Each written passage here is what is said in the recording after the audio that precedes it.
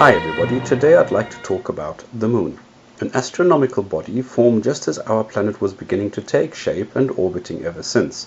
This is why the Moon has been part of every single creation myth since man appeared. Because the Moon can do anything from glow to shine, man has always wondered where that light came from, until around 2,500 years ago, people wisened up and started speculating about whether what they considered to be a light source was actually reflected light. Well, it turns out they were right, and this was sufficient reason for the miracle seekers to come up with the idea that this is mentioned in the Quran as a scientific miracle. So let's see what the miracle seekers actually claim. The Arabic word for moon is qamar, and its light is described as munir or nur, meaning borrowed light or a reflected light. Whereas the moon is described as a nur.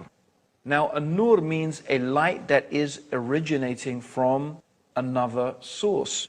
And of course, this is the correct understanding. The moon reflects the light of the sun. It's common knowledge today, but not necessarily so in the time of the Prophet Muhammad. One of these attributes is the fact that a number of scientific truths that we have only been able to uncover by the technology of the 20th century were stated in the Quran 1,400 years ago. The light of the moon, is it its own light or reflected light? So the atheists will tell us that previously we thought the moon has its own light. Recently we have come to know in science, recently means 100 years back, 200 years back, we have come to know that the light of the moon is not its own light but a reflected light. The Quran mentions 1400 years ago in Surah Furqan, chapter number 25, verse number 61, that blessed is he who had placed the constellation in the sky and placed therein a lamp, a sun, having its own light, and moon having reflected light or borrowed light.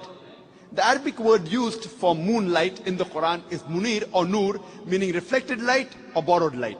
Who could have mentioned in the Quran 1400 years ago that the light of the moon is not its own light but reflected light, which we have come to know recently? So to find out what the basis is for these claims, I thought, let me go straight to the Quran and see what the surah and what the ayahs say about this.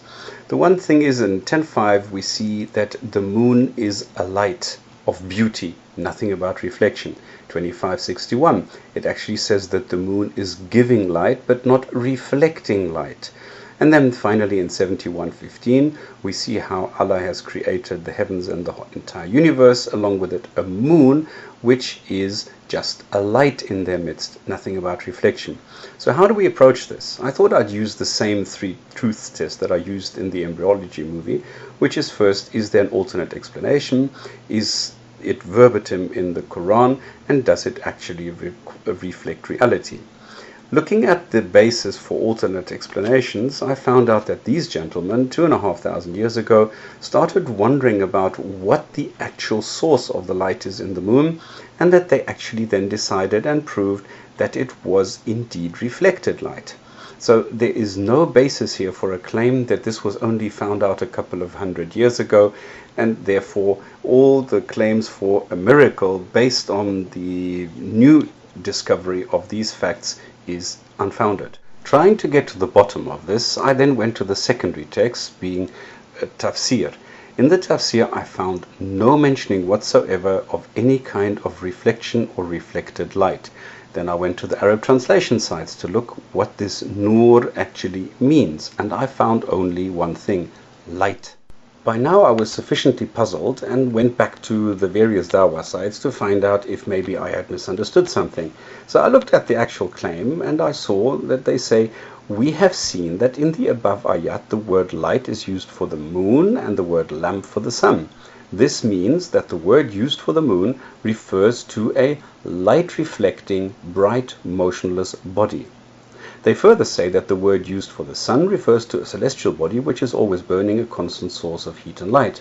And because people in the 7th century did not know why the intensity of the sun and moon were different, they just called them by different names. But the Quran knew better. And this is why this is a scientific miracle not known at the time, and thus represents a miracle. Well, let's take a closer look and explain why the words used in the Quran do not actually constitute a miracle. First, we need the word nur, which we have seen means light. The other words used are the verb munir, which is giving off this light. So why do the authors of the Quran not simply use some other word? There are alternatives to describe reality, such as mustanir, which is illuminated. It would have been very easy. Or you have bayan, which means to reflect, or inikisas, or anara al-makan, and vadafihi al-nur. Excuse my pronunciation, please. But they all mean put light into it, reflect light off of it. So there are words if you want to make it perfectly clear. For the last test, whether the Quran reflects reality, let us go back and read what it says in Surah 24, Ayah 35, which, by the way, is pure, beautiful poetry. It starts off with, Allah is the light of the heavens and the earth.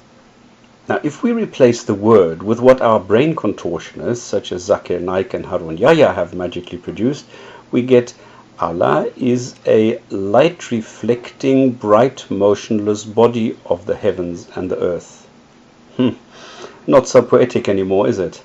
Interestingly, in 33:46, it says that Muhammad is the source of light, the Siraj Munir, the same word attached to the sun.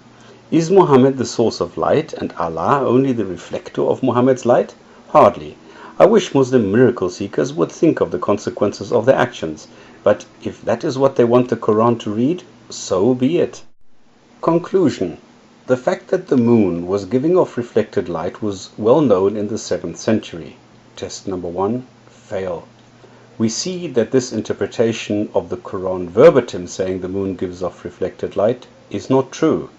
Test number 2, fail. Does it reflect reality that Allah is reflected light? Hardly, and thus fail. The claim fails the 3 truths test and is thus not a scientific miracle. Sorry. P.S. A word of caution.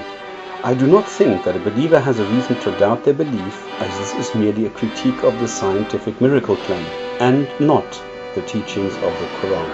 Thank you for your time and interest.